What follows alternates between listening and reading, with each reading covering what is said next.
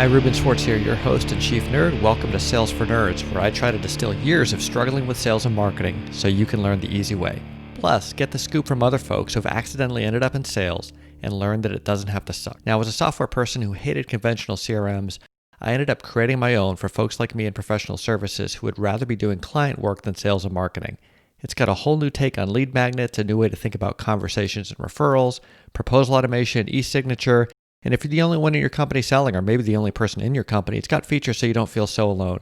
Start your free trial at Mimiran.com. That's Mimiran.com. And even if you're not looking for a CRM, you'll find proposal templates, checklists, and more to help you grow your business. Now let's get to it. Today, I'm super excited to have with me David Priemer. He is the author of Sell the Way You Buy, which just sounds like the kind of sales book you actually want to read. Congratulations on that. He's got a chemical engineering degree and actually started his career with test tubes and differential equations. And then he almost got a sales job at IBM and didn't, and he kind of fell into the startup world, went through, I believe, 4 different startups, 3 of which got acquired. Am I getting that right? You can correct me. No, it's great. And then one of his startups was acquired by Salesforce. He became a sales leader at Salesforce, which led him to start Cerebral Selling and writing Sell the Way You Buy. David, welcome to Sales for Nerds. Oh, thanks for having me here, Ruben. It's great to be here. Excellent. What do you have in your glass? You know, as I said, we're in isolation mode here, so I've amped up my you'd think alcohol content, but no, I've amped up my my water hydration content. So I'm just drinking lemon water today. That's what I'm rocking. You've got a lot of lemon slices in there. I do. This Well, is not a slice of lemon water. This is lemon juice. Well, we're recording late in the day, and so what tends to happen? I put a couple slices in, and then I ran out of water, and then I add more water. I add more lemon slices, but I don't take the old ones out, and then I guess by the end of the day, I just have like a full lemon sitting in a glass with no water. Okay, awesome. And I've got some Labadie, Chateau Labadie Bordeaux from Medoc, and this is a Merlot-driven blend. And I meant to do a bunch of research on Medoc and the blends and the percentages and whatnot before we got on. And instead, I'm just going to tell people it's delicious. And as usual on this show, it's probably one of those things that I got at Costco for like $15. So cheers and welcome. Well, I think you've already done the first lesson of selling, which is you've taken something, you know, that you got at Costco and you've made it sound really enticing and very very elaborate. So good. That's lesson number 1. Good for you. All right. Go to Costco, resell wine. All right. So that's it. Yeah. So how did you go from chemical engineering to I'm writing a book about how to do sales the right way? If you can condense that down to 5 or 10 seconds. No. Yeah, my goodness. Well, you know, sales and engineering are similar because in engineering, there's like systems and practices and laws and rules and equations that govern how things work. And it's not that selling is all science by any stretch. There's definitely a lot of art to it, but there are rules and there are systems. And so I found that kind of making that transition, I was able to kind of take that very, you call it like analytical scientific approach to you know, my engineering career, being in academia, and then translate it into the sales world, which, by the way, I got thrust into by accident. Like everyone, no one purposely makes that transition, but that's how it happened for me, and fell in love from there. You know, it's funny you talk about the rules and systems as being the part of engineering that applies to sales. And that's maybe the part that I've always struggled with. The part that I find is the bridge is it's about problem solving, right? When you have an engineering problem, you're trying to solve that. In sales, you're typically trying to solve some kind of business problem. And so I can think of it as, well, they're both problem solving. What kind of rules did you take from the engineering world into the sales world? Well, it's interesting. It's true that the goal of a buyer is to hopefully solve a problem, or at least that's the sense. We have a problem and we like seek solutions to those problems, and there's people who sell us those solutions. But what I found over the course of time is that we actually don't buy solutions. I think that's one of the biggest misnomers. We do not buy solutions to problems we have. We buy one thing first and foremost, which is feelings. In everything that we buy, I don't care whether it's B2B, buying a service, ordering something for lunch. And I think the great example, you talk about systems and rules, so you were talking about wine. Okay. Now, one of the things I talk a lot about is that everything that you say about your product can either increase or diminish its value. And think about, like, what's the cost of a bottle of Coke? How much would you pay for a bottle of Coke? Right? If I were to ask you, how much does a bottle of Coke cost? How much are you willing to pay for that? It depends if you're at the grocery store or the ballpark on a 100-degree day, right? There you go. So there's this element of like, okay, what's the environment? Maybe if I'm at an airport, or a sporting event, like the value of the Coke is different. But like, what if I started telling you like a story, or like our researchers spent, like, or let's say I'm trying to sell you a bottle of water. You can go buy a bottle of water at Costco for 25 cents. But if I told you this unique bottle of artesian water was plucked from like the mountaintops in Fiji and carefully in small batches, now all of a sudden I'm talking about this water. But all of a sudden now in your mind, you're thinking, oh my gosh, this water is like super valuable. And so like back to your Costco wine, you can start wrapping an amazing story around that. And at the end of the day, people aren't buying the wine. They're not buying the water. They're buying the story and the value you've created around that product. And it's no different. So there's certainly an art to telling that story. But the idea at the end of the day that like, we're buying solutions, I feel, is like a misnomer. We buy feelings at the end of the day, but there's still rules that govern how those feelings can be bought and sold. So some folks listening are going to say, that's great. I understand how that works if I'm buying wine or buying water, but I deal with these really hard-nosed business people, and they have spreadsheets, and they enter numbers, and they tell me I'm too expensive, and these people don't even have feelings. So, right, what do we say to those people? Like, are they right, or are there feelings that maybe we're just missing? You ever hear the phrase, no one ever got fired for buying IBM? Right, yes. What do you think that means? That means people feel secure when they buy IBM. Even if everything goes sideways and it's a disaster, they can't get fired. Yeah, or even if that's true. And even if IBM is not the best solution for them, right? Like I won't get fired so like what you're saying in the hardest nosed organizations, when people are biasing towards safety and security and established vendors, those are feelings. That has nothing to do with the ability of that solution to solve the problem. It's a proxy for it, but there could be, let's say, for example, a tiny startup of 5 people who has a much better solution to solve your problem. But if you get it wrong, you're going to get fired, right? So now you're buying feelings. So a lot of the folks listening to this are more likely to be part of the 5-person startup than IBM. What do they say to that person? Or are they just in the wrong room and they should get out? Well, so it's funny. So as you mentioned, I've done 4 startups in my time over the last 20 years, and I love the startup environment. I just love building things. I almost love the uncertainty a little bit. I love the agility. And so one of the tactics I talk about in the book, and this is like an objection. Now we're getting into like objection handling. Someone says, Ruben, I love your solution, but I'm just a little weary about working with a company that's like 5 people in a garage somewhere, right? So now there's lots of different ways you can respond. And one of the ways, so I would put a couple things to you.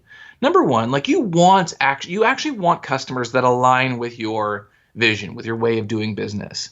And so if someone wants IBM, then they're not a good fit to buy you. And you probably should not invest the time to convince them that they are, right? So one of the ways you can kind of, separate out those customers is to say, look, we're not for everyone, certainly. It's interesting. A lot of our customers love working with us because we're a 5-person agile startup, because they have access to our product roadmap, our executive team. They can speak to us whenever they want. And they love that, right? And if you're part of that cohort, then you're going to love working with us, right? And so, again, we're not solving world peace here, but that's one way. I call this turn weakness into strength. You kind of challenge the customer, but you also align them with the kinds of customers that will be most successful with your solution. And I forget the phrase you use in the book, but you kind of recommend that you can pick a fight with somebody, right? And make people come down on one side or the other. Either you're out of our camp and we shouldn't waste time with you because you need IBM, or hey, you should come over here and hang out with us because we're not beige and boring like IBM. It's true. So I call it polarization, right? And so the idea is when someone asks you what you do, and this is actually, it's not just when you're handling objections, but even when, let's say, for example, you meet someone and like, what do you do? And you say, I don't know, I train salespeople. And they smile and they say, that's nice, right? And they just go on with their day. Because the reality is, whatever it is you do, there's a million people that do what you do, right? And to your customers, you all just kind of sound the same. So one of the ways you breaking out of what I call that sea of sameness is to say something that's a little bit more polarizing, a little different, right? Something that makes your customer decide whether or not they're on your side of that argument or another person's side. So the example I give in the book, my 3rd startup, this is the one that was acquired by Salesforce. We were basically a performance review platform for companies that hated performance reviews. right? So for millennial, like no one loves, and I'm not here to crap on performance reviews, but Right. that's what we did. We picked an enemy, and our enemy was performance reviews. We said, look, performance reviews suck. The data suck. Like all the data coming out of companies is saying that people use the word hate to Right. describe performance reviews. So if you love feedback, but you hate performance reviews, we should talk. And in anything that I just said to you now, I haven't even explained what the software actually did. But if you love feedback or your people love feedback and they hate performance reviews, you're going to lean in and say, tell me more, because no one's saying that. And I'm invoking your enemy. So these are just really simple ways of getting customers on side with these polarizing messages. And it's funny you say that because my CRM tool is the CRM for people who hate selling, right? Like who wants a CRM if you hate selling? Well, the people who are like, gosh, I hate selling, tell me more. And that's the whole point of that. I mean, it's all true. It's all authentic, just like your performance review software was. But it's not, you're not describing everything, but you're sort of letting people associate or dissociate tribally based on what you're telling them you're about, right? That's right. The idea is that, at whatever service you provide, you're not for everyone. Okay. You have some very happy customers that align with your mission and values, and then some that don't. And ask yourself what would happen if you started selling to the wrong kinds of customers. Like what would happen to your business, to your pipeline, your reputation, right? So the idea is we always want customers that align with what we do. And so the best way to do that oftentimes is to put out like that enemy to help your customers kind of gravitate. But I totally hear what you're saying. I actually have a blog post on my website called How to Sell If You Hate Selling. That's probably very relevant because, a lot of entrepreneurs, and now this is an interesting thing. So we talked earlier, one of my favorite sales books is Dan Pink's To Sell is Human. And he asked people in that book, he said, when I use the word sales or selling, what's the first word that comes to mind? And now you don't have to, look, you're talking to the guy here. If you go on my website, the first piece of copy it says is, do you ever wonder why you don't like talking to salespeople, right? And my website is for salespeople. Right. Why would I say that? It's because I bet that most people don't like talking to salespeople, including salespeople. And Dan Pink proved that out in his book. And so there's a lot of entrepreneurs, he talks about this, like a lot of entrepreneurs who don't classify themselves as salespeople, but have to do selling in their job. And so the thing is, well, how do you overcome that? I think that's a great point. And I mean, whether or not there's sales in your title, if you own a small business, sales is your responsibility. And even if you spend all day in engineering meetings, there's a certain amount of persuasion that has to go on if you're going to do your job effectively. And you're right, we've got all these, I think, in some ways deserved bad connotations around selling because we hate being sold. We like to buy. We want someone to help us buy. And I think in the old days, the salesperson was the repository of information and taking your order, stuff that you couldn't do on your own. Now we can do all that on our own. And my view of selling is it's helping us solve a problem that we can't fix on our own. Right. Like, so if we can do it on our own, we don't need the salesperson. That's right. It's like when I call my telco because my home internet isn't working, and they try to deflect me by saying, a lot of common problems can be rebooted by, fixed by rebooting your router and by doing this. And so what they're trying to like move me out of their process, and I keep thinking to myself, I wouldn't be calling you if all those things weren't the case. Right. But yes, there's a lot of that where I wouldn't be having to engage with a salesperson if I could just do it myself. Like if I could just go online, do the research and figure it out. And maybe I could, but what actually happens, like what the research shows is that because there's so much choice now, let's say you want to go online, you want to book a vacation or a flight or whatever it is. So you say, I want to go to the Caribbean. So Gosh, you look I'd love to do that right now. I know. It seems like a pipe dream. I want to leave my house now. But so you want to book a vacation. So you go online and say, I want to go to the Caribbean. You do a search and like a million resorts come up. And now you're thinking to yourself, I don't know which one to pick. Okay, they all look like they got 4.3 stars, which is okay. And now I start reading the reviews and I start looking at the 1-star reviews first to see what people hate because I'm drawn to that. And then what happens is like an hour or 2 hours later, I'm like, I don't know what to do. I don't know, And so what happens is what they refer to as purchase ease, like the ease with which I'm able to make my decision is actually compromised. It's very hard for me to make a decision. And then when I do, I'm not sure if I made the right one, right? And that's kind of like the old school way of selling. So you're right. The purpose of the salesperson is to help the customer kind of work through the decision. But when you're on TripAdvisor, there's no salesperson there, right? And so it's incumbent upon, let's say, if I was the salesperson for these resorts or even a travel agent, right? Imagine then I start hitting you up and I say, Ruben, I'm a travel agent. I specialize in working with people who want to go on vacation, but are completely bewildered by all the reviews they see online. Am I right? Right. And now I'm not even telling you what my services are, but I'm talking about the enemy, which is your frustration researching things online. So anyways, it's a full circle. All the information that we have access to is actually in many ways hurting us. Well, there's a chapter in your book called The Battle for Customer Attention, which I think is so important. And you talk about how we all get these stupid calls and emails and LinkedIn requests that are, to borrow another one of your great phrases, Cobra Kai tactics, right? They're like, slam into you, no mercy. We don't care about you. We're trying to go somewhere. Get out of my way. What should people be doing to get people's attention? Because if we can't get people's attention, we can't really do much, right? Yeah, I mean, there's lots of things, and some of it we've already spoken about, like talking about the enemy, right? Like, because people are so desensitized about being pitched on products and features and what's new in 8.0. Like, no one cares what's new in 8.0, but they care about like their enemies or the problems that they're solving. So lead with the problem first and foremost. One of the other things I talk about in the battle for customer attention is just like try using different media. I mean, people are used to picking up the phone and calling, which is great. Email is great. LinkedIn is great. But I'll tell you, like, I get 1 million emails a day, 1 million LinkedIn invites, and everyone just sounds the same.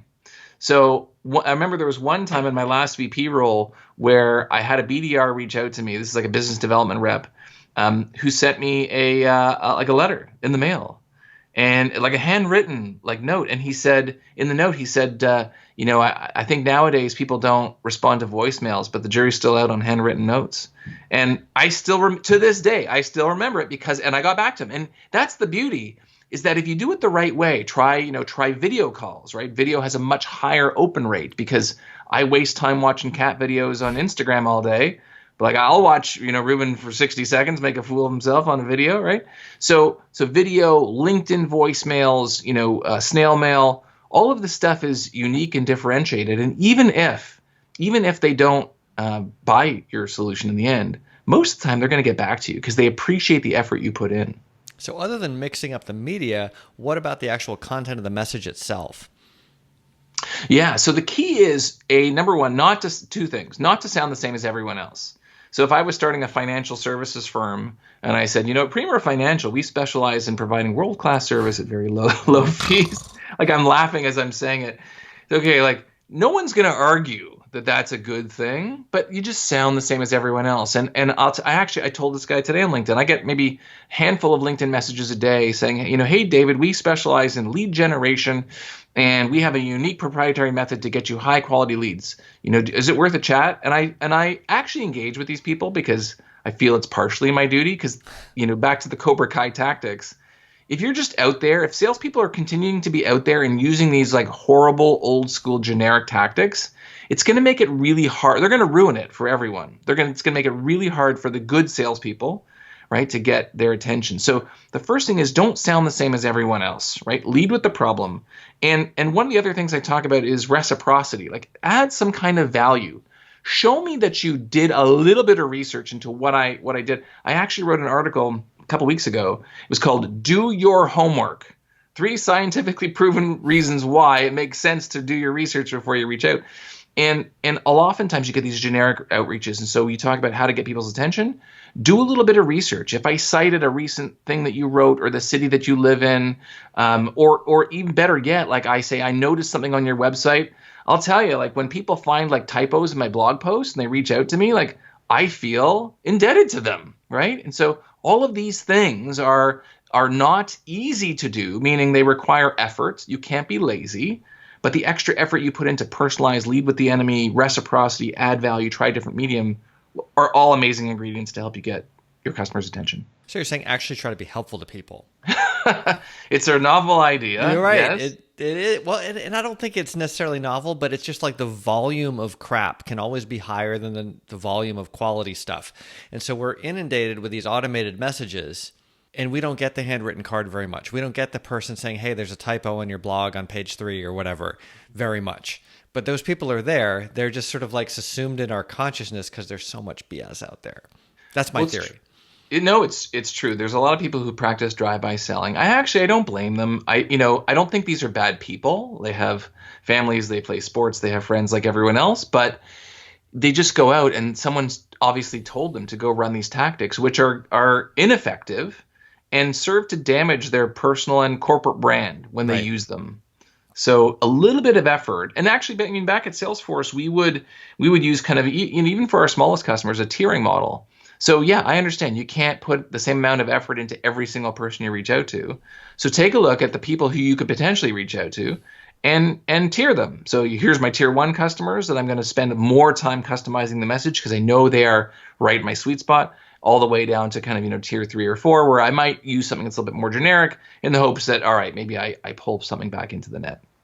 That's a great point. And one of my favorite quotes that actually I got from a guest on this podcast, Maura Thomas, who's also a friend and customer of mine, but she cites this guy, Herbert Simon, who wrote, "What information consumes is rather obvious. It consumes the attention of its recipients. Hence, a wealth of information creates a poverty of attention and a need to allocate that attention efficiently among the overabundance of information sources that might consume it."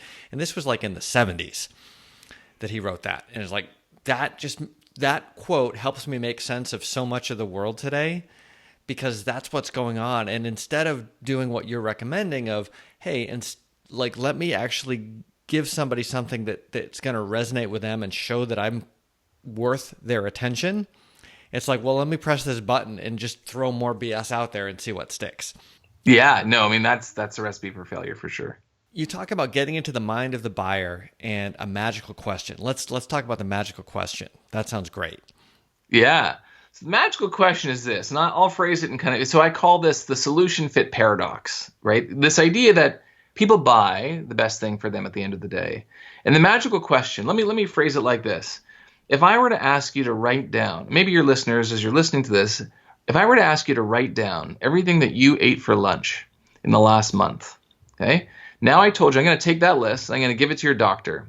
I'm going to ask your doctor, what percentage of the time did this person eat the best thing for them for lunch? And I say best as defined by calorically, food groups, portion size, these kinds of things. What percentage might you come back with? Over a month? Yeah. The best? How rigorous are we being about the best? The best, like the number one thing, right? Like the top 10% of what you could have eaten. For me, I would say 75% of the time. That's good. I'm pretty healthy for lunch. That's right. And you know what? I think some of us now that we're at home and away from food courts and all these kinds of things are being a little healthy. But I know that when I ask this question, I'm sure some of your listeners are kind of cranking on it. Sometimes people say 5, 10, 20%. Sometimes people laugh and they say, can I pick like a negative number? Right. Right. And so this is the magical question. The magical question is, what percentage of the time when your customers buy your solution, would you say that they bought the best solution for them? Now, again, I want you to think about, like, you're the doctor, okay? You're objective. You work for Deloitte. You're auditing this decision. You have no horse in this race. You don't care about the customer. You don't care about the vendor. You're just there to say, hey, look, did they make the best decision? And oftentimes when you think about that, like even when a customer bought your solution, what percentage of the time? Like I go into a menswear store to buy a sports jacket. I leave with a sports jacket. What if there was like I don't know who the mecca in fashion is, but like if they said, did David buy the best sports jacket for him out of the spectrum of sports jackets he could have bought? And like what percentage of the time? The percentage is low. Okay. Right? The percentage is low. And even when, we talk about our solutions, I don't care what you sell software, you sell a service, you're a vendor of some kind, doesn't matter what percentage of the time, it's low. Right? And so this question, so then why do people make those investments in solutions that are not the best fit for them? And that comes back to this question of like feelings and value, which are discretionary and subjective. They're not objective, right? Value and ROI, they are not the same thing. So that's the magical question, is to really think about, like, how often do people, when they choose your solution, did they make the best decision? And yet they were quite happy with the decision they made. Like I asked people about the lunch question. And I said, okay, so maybe you were happy 50% of the time, 20% of the time, whatever it is, right? But the rest of the time, when you agree and admit that you made not the best decision, were you angry? Like, were you upset? Were you cursing yourself for the rest of the day? Probably not, right? Like you ordered that, that cheeseburger at the end of a long day because that's what you want. You felt like it. You'd said, I deserve a nice glass of Costco wine, whatever it is, right? Like that's what you felt like. And so this idea, like, so when your customers are not necessarily making the most optimal decisions for them, what are they basing it on? Feelings. Okay. Well, what are those feelings? And start peeling that back so you can understand how you can start selling to them along those emotional pathways. That's actually in a large part what Sell the Way You Buy is all about. So what percentage should you be getting? Should it be 100? If it's 100, are you being too narrow? Does it matter? No, there's no target. And in fact, like if you said 30% of the time your customers are making the best decision for them, I'd say then that, that's great. It means that, 70% of the time you're selling them based on, feelings and emotion and subjective feelings of value. So we're actually not trying to improve that number or diminish that number. We're trying to understand this idea that people aren't buying the best thing for them. Like when you go out and let's say, for example, you want to buy a coat, okay? Walmart sells lovely coats, right? They provide thermal protection, right? They provide coverage. So if all we were looking for was a coat to provide thermal protection, we would just all shop at Walmart. Why would someone spend $100, $200, $300, $1,000 on a coat? That's insane, right? Well, they spent that money, and think about something that you spend money on in your life that someone else would look at and say, that's ridiculous. Why are you spending money on that, right? Could be vacations, clothes, cars, stamp collection, whatever it is. We all have those things. And so it's really important to understand this magical question is trying to figure out for your customers, what are the things that they subjectively value so you can sell to them along those lines. So maybe it's safety and security. Maybe if you're IBM, you don't have to compete on product. You're IBM, right? That's what people value when they buy you. So focusing too much on the product, product's great. Focusing too much on the product, that's not why people are buying at the end of the day. So really being honest about why people buy your solution. So I guess maybe there's a different set of criteria. One is you bought the absolute best thing you could possibly buy. And then maybe you bought something that's interchangeable with a bunch of other things, but you're happy with.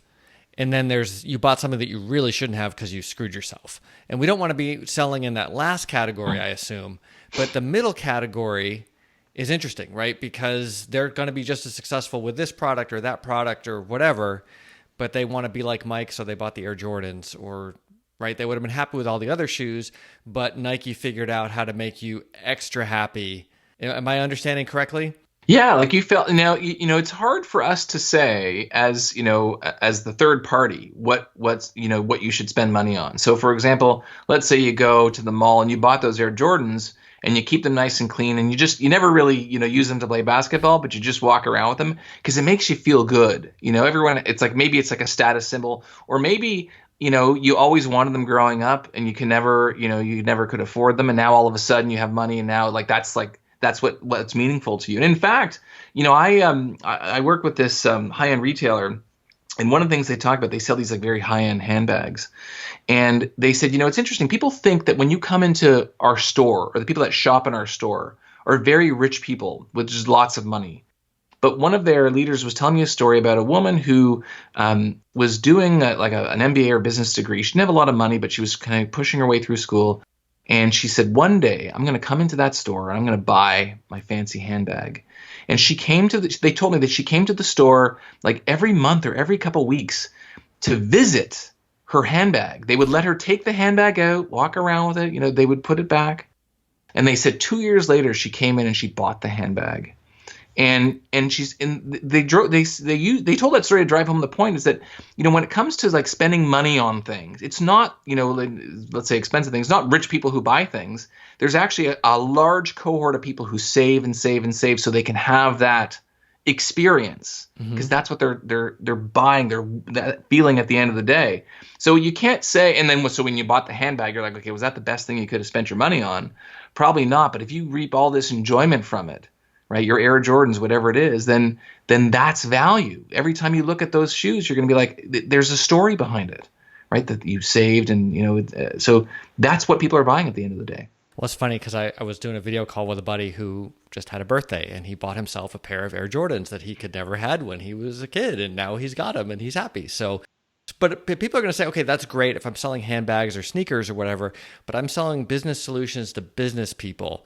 None of this stuff applies. What do you say to that? Can I say bullshit on your show? Is Yeah, that you can say bullshit. okay? Good. Yeah. Well, I said it's bullshit then. Yeah. Look, people buy things, even in the B2B world, for all sorts of reasons. Someone never got fired for buying IBM. Think about this. So, I'm a solopreneur, and or some of your listeners might be solopreneurs out there, individual Yes. consultants and so on.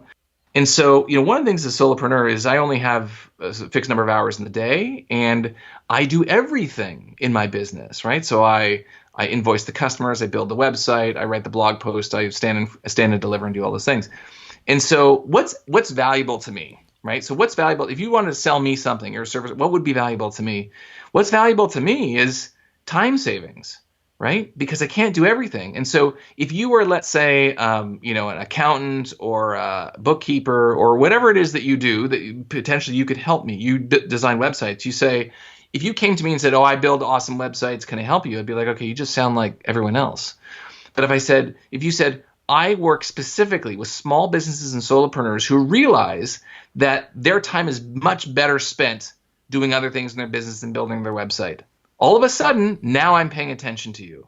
Even though what you may do might be the exact same as everyone else, you've spoken to me in the language of pain that resonates deeply with my situation. So absolutely, you can be, and you will rise above, and I will engage with you. Now, maybe people are listening. Now I'm going to get a lot of a lot of web designers, but like that's the idea, is that if you can say the right things to align with your customer, you will disproportionately invoke those feelings, right? And there's lots of science behind how you use data and stories to kind of invoke those feelings. But the idea is that no, in B2B. There's a huge component which is feelings based. If there wasn't, for example, there would be no websites like G2 Crowd or Trust Radius. Like there would be no reviews online, because then we would just judge all of our solutions by the intrinsic merits of their, what they have to offer versus like the feelings that their customers surround them with. So you're saying that the feeling that you might, for example, get from saying, gosh, I've got an extra 10 hours a week, that's sort of like the feeling you might get from having that fancy bag that you've always wanted, or the feeling of, I'm the busy executive and I'm actually going to leave at 5 o'clock every day and go to my kid's soccer game, assuming we have soccer games at some point, right? As opposed to, right, that there's always some emotional life connection to our identity or our aspirational identity wrapped up in these business decisions. Absolutely. Well, think about this, the lottery, okay? Why do people play the lottery? Spoiler, you're not going to win, okay? So you've spent your $5 to play the lottery. What have you bought with that? What have you bought with that? As someone who doesn't play the lottery, I assume it's entertainment. Me neither, right? So there's a certain entertainment value. So here's the thing. If I pay my $5 to buy the lottery ticket, I now get to think about all of the things I would do with the millions of dollars that I would win if I won the lottery. And that excitement lasts from the time I buy the ticket until they announce the numbers. I'll tell you, it's funny. A friend of mine who's an entrepreneur, he said, growing up, I always wanted a Porsche. I had a big aspiration, I wanted a Porsche. So he had an exit from his company, and he finally had the money to buy a Porsche. And so he gets the Porsche. He drives over to my house one day, and he says, I said, oh, nice car. How's the car? He's like, it's okay. I'm like, what do you mean it's okay? He says, well, when I'm inside, I'm driving. I can't speed because I live in the city. I'm on the Bluetooth talking to my mother, just like normal. He's like, you know what the best part of the car was? He said it was from the time I ordered the car till the time the car arrived. That was the best part of the car, right? It's like it's the feeling that you get, and you don't get to have that feeling unless you buy the lottery ticket or buy the car. Right? Now, does that mean that we're supposed to disappoint people with what we actually deliver? No. And in fact, the objective is to delight people, because I actually do believe that sales doesn't end once they sign on the dotted line. If you bought an iPad and you love the iPad, and then all of a sudden you call support and the support sucks, right? You would now hate the iPad, even though it might be intrinsically a good product. So one of the things I talk about in the book is this idea that the experience is the product. And so I actually do believe, especially nowadays where a lot of services are subscription based and cyclical, I'll use you every month or every year when I need you. You want to create that amazing post-sale experience so that you maintain that that feeling throughout the life cycle. So yeah, you definitely don't want to oversell and under deliver. Okay. Great. Just making sure. I didn't think you were suggesting that, but the Porsche story had me worried. Now, let's suppose we use our messaging, we get through to the right people, we're having conversations. How do we ask sales questions the right way so that we get the information that we need, but at the same time we're doing it in the same way we would want a salesperson to speak to us? How do we do mindful discovery, as you put it? Yeah, well, I'll give you, here's my first mindful discovery tip, because discovery has a lot to do with mindset. So for example, if I said, Ruben, how much money do you make? You want to tell me? None of your business. Yeah, right? You don't want to tell me the answer to that question. That's like a personal question. And so oftentimes when we go out and we do discovery with our clients and our customers, like I'm not a doctor. Like in a doctor-patient relationship, you come in and there's something bothering you. I say, so Ruben, what's going on? You unload. You tell me everything that's bothering you, and I get to ask you very detailed, intimate questions that you answer immediately and truthfully. That's the nature of the relationship. In sales and business, we don't enjoy that same level of disclosure with our clients. Probably for the best.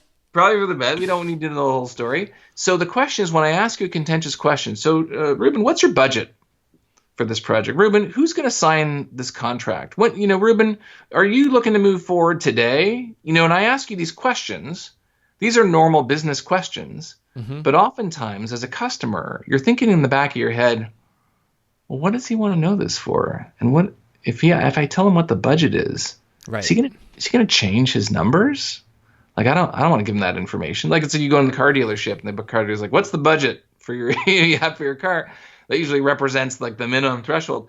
And so one of the easiest ways that you can get people to open up is very, very simple. You actually you tell them what you're going to do with the information you give them. So you might say something like, Ruben, how much money do you make? The reason I ask is because, this is what you say. The reason I ask is because I was actually thinking of getting into your kind of line of work one day, and I have a good job now. I'm just wondering, am I taking a pay cut? Or Ruben, what's your budget for this project? The reason I ask is because a lot of my clients sometimes don't have budget set aside for this kind of thing. And if that's the case for you, no worries. I can help you create some budget. And so that's one of the easiest ways to get customers to open up, is just give them reasons and context for the questions you're asking. So basically, going back to what we said earlier, being helpful to them and not looking like you're trying to screw them. Transparency. Yeah, exactly. Because as a salesperson, or even a non-sales seller, you're a business person, you're trying to sell your services, people are always worried. People are actually nowadays very sensitive to being pitched. Do you have kids, Ruben? You've mentioned your son is playing video games. Yeah, I've got twins, so I get pitched all the time. All the time. So when one of your kids comes up to you and they're about to hit you up for something, like they want a permission to play a game or to download an app, how long does it take you to tell that they're about to hit you up when they approach you? Generally about a nanosecond. There you go. Like just by the way they approach you, like that, and like the answer is no. Whatever.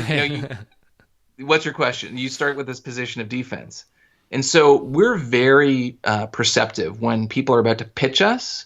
Even when we go into a company's website and we start reading their headlines and taglines, we're like, human beings don't talk to each other using this language, right? And so in sales, when you start asking quote unquote salesy questions, right, it can make our customers very, very defensive. So providing transparency is very important. The other thing that you can do to get customers to open up is just make it okay for them to say no. And this is a really important concept. Oftentimes, let's say, for example, you're in the mall and you go into a clothing store and you're thumbing through the merchandise and a salesperson walks over to you and says, "Excuse me, sir, can I help you find anything?" No, I'm just looking. You say no, even if you do need help, right? Because you're saying, well, if I say yes, then I'm letting you do all your sneaky sales things to me, and I don't want that. So I'm just going to start from the position of defense. And so what they actually do, it's interesting in retail, as I've kind of studied this a bit. What do they do to make it less, this come off as seeming less pushy?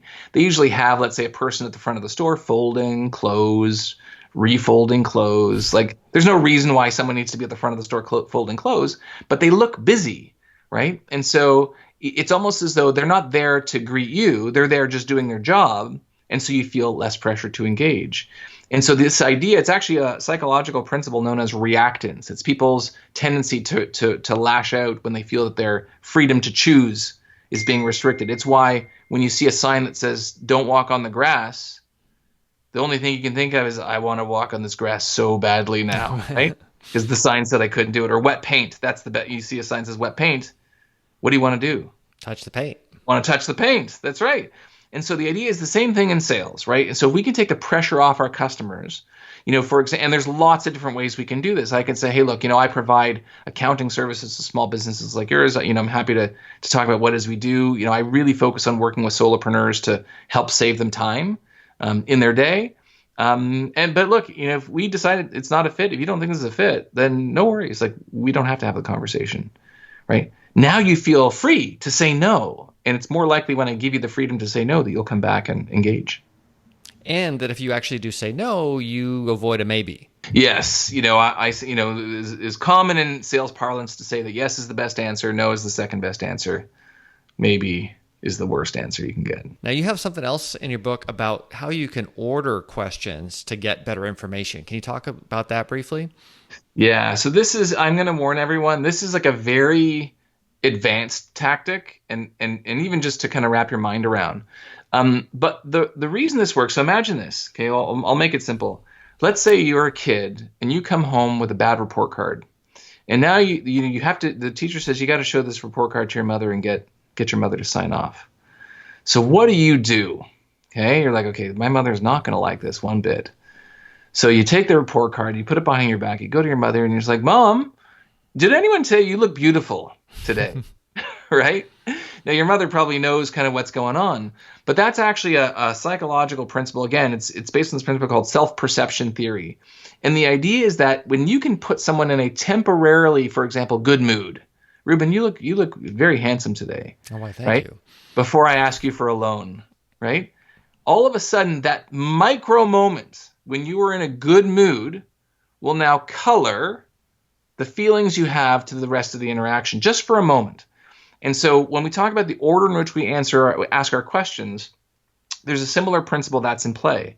So if the example I give in the book, and I've stolen this from one of my favorite thinking books called Thinking Fast and Slow by Daniel Kahneman, a Nobel Prize winner. Great book, heavy read if you're into it.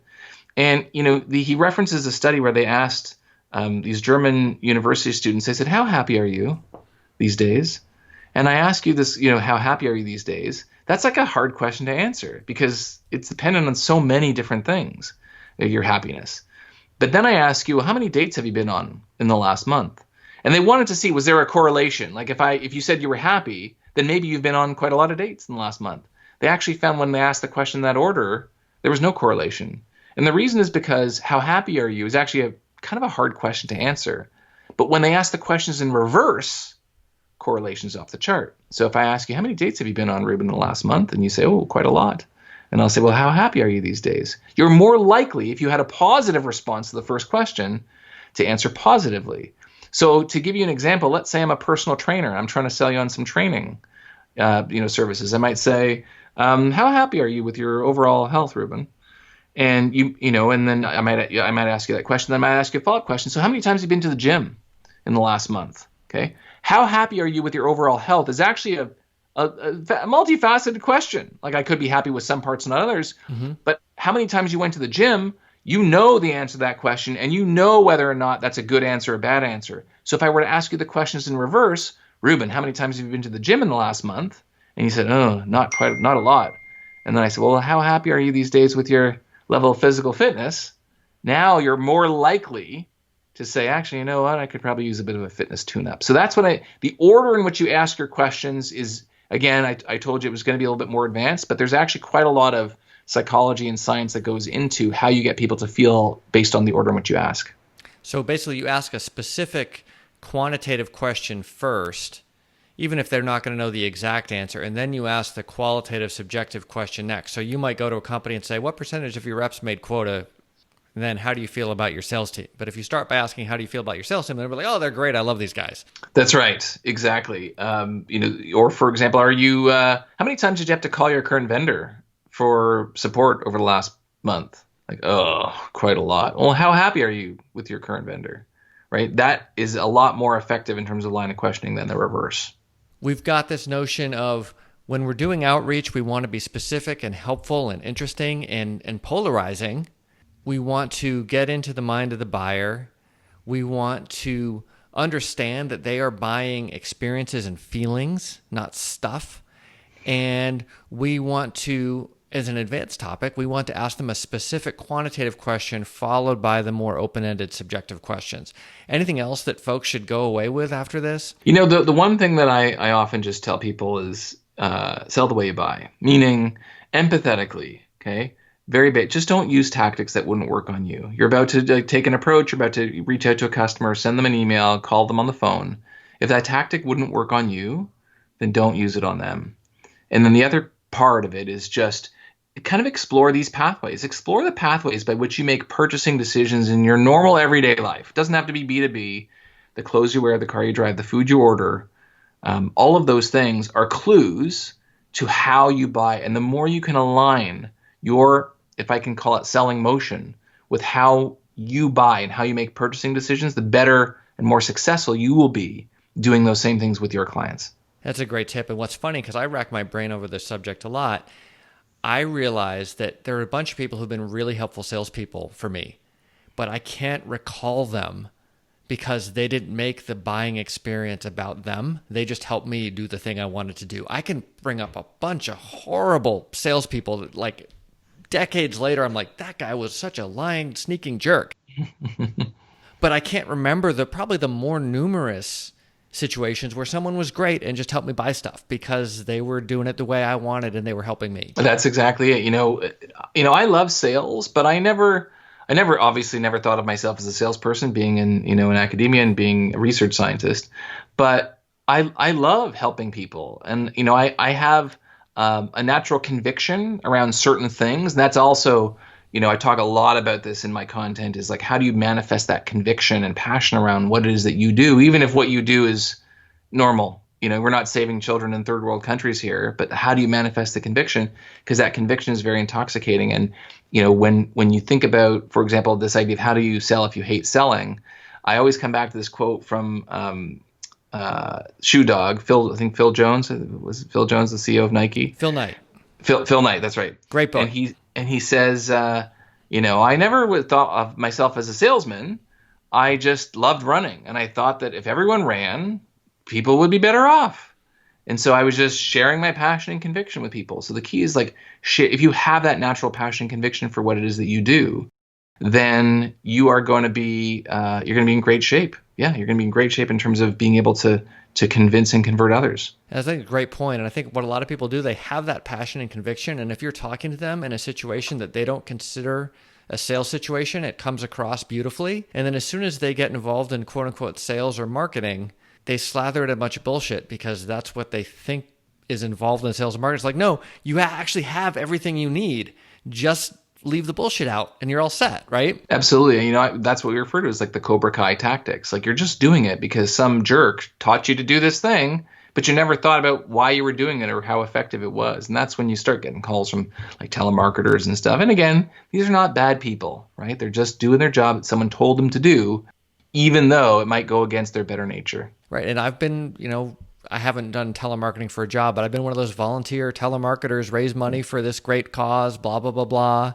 And, however great the cause is, no one likes getting those calls. We do not, because we're interrupting and bothering people. In fact, I remember seeing a talk in a conference I was at in New York City with Gary Vaynerchuk, Gary V. And he asked this question that blew my mind. Actually, I'm trying to recall if I put it in the book, but I talk about it a lot. He said, show of hands, there was 1,000 sales and marketing executives in the audience. He said, who here hates it when another human being calls them on the phone? That was it. It wasn't like, oh, your mother or telemarketer. It was just another human being calls them on the phone. 40% of people raise their hand. And he said, you know why you say that? Is because nowadays the most precious commodity to you is your time. And when someone calls you, they're stealing your time. They're calling you on your time, right, to interrupt you. And so in the world of modern selling, if you're going to interrupt someone, which is what you're doing, they're going to take your call. You better have something good to say and some value to add. Otherwise, they're going to hate you. David, thanks so much for sharing your time and your wisdom. I appreciate it. And I think people are going to get a lot out of this. Cheers. Thanks so much, Ruben. Pleasure to be with you.